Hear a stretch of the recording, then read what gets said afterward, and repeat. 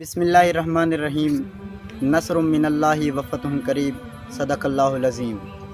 عزیز دوستو، السلام علیکم ورحمۃ اللہ۔ آج سے 72 سال پیچھے کی طرف پلٹ کر دیکھیں تو وہ بات جو ایک ناقابل انکار حقیقت بن چکی تھی، اس وقت محض ایک مجذوب کی بڑھ تھی۔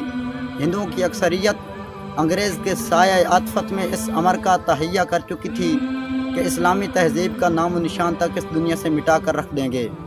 لیکن اتفاق زمانہ کی گردش تو دیکھیے کہ ہندو قوم کو گاندھی، سبھاش اور پنڈت نہرو جیسے رہنما میسر آ گئے تھے، جن کی ناخدائی کی بدولت ہندوؤں کا سفینہ سیاست کامیابی کے ساحل سے ہمکنار ہو رہا تھا، اور دوسری طرف یہ عالم تھا کہ اسلامیان ہند حالات کی برق رفتاری سے غافل خواب خرگوش کے مزے لے رہے تھے۔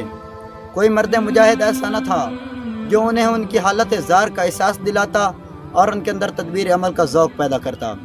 بالآخر اللہ تعالیٰ نے اپنے فضل و کرم سے مسلمانوں کے لیے ایک رہنما بھیجا، جو کہ مسلمانوں کے لیے ایک رہنما حق ثابت ہوا، اور اس میں وہ تمام خوبیاں موجود تھیں جو کہ قائد میں موجود ہونی چاہیے۔ دوستوں، یہ مرد مجاہد قوم کے خوابوں کی تعبیر تھے۔ علامہ اقبال نے برسوں پہلے کہا تھا، ہزاروں سال نرگس اپنی بے نوری پہ روتی ہے، بڑی مشکل سے ہوتا ہے چمن میں دیداور پیدا۔ میرے عزیز دوستوں، یہ مرد مجاہد قائد اعظم محمد علی جناح تھے، جنہوں نے پاکستان کے حصول کی خاطر دن رات کوشش کی۔ بالآخر 14 اگست 1947 کو پاکستان معرض وجود میں آیا۔ شاعر کہتا ہے، نشاط صبح سے آیا پیام آزادی، پلایا قائد اعظم نے جام آزادی، اسی کے دم سے ملی فخر و رفعتیں ہم کو، کیا ہے قوم نے جس کو سلام آزادی، کیا ہے قوم نے جس کو سلام آزادی۔ میرے عزیز دوستوں، پاکستان ہمارا پیارا ملک ہے۔ یہ ایک عظیم الشان سلطنت اور اسلامی تہذیب کا گہوارہ ہے۔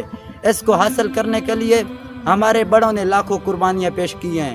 اب ہمیں بھی چاہیے، اگر ضرورت پڑے تو پاکستان کی خاطر جان تک دینے سے بھی دریغ نہ کریں۔ اور آخر میں دعا ہے کہ اللہ ہمارے پیارے ملک پاکستان کو سلامت تا قیامت رکھے اور ہمیں حب الوطنی عطا فرمائے۔ پاکستان زندہ باد۔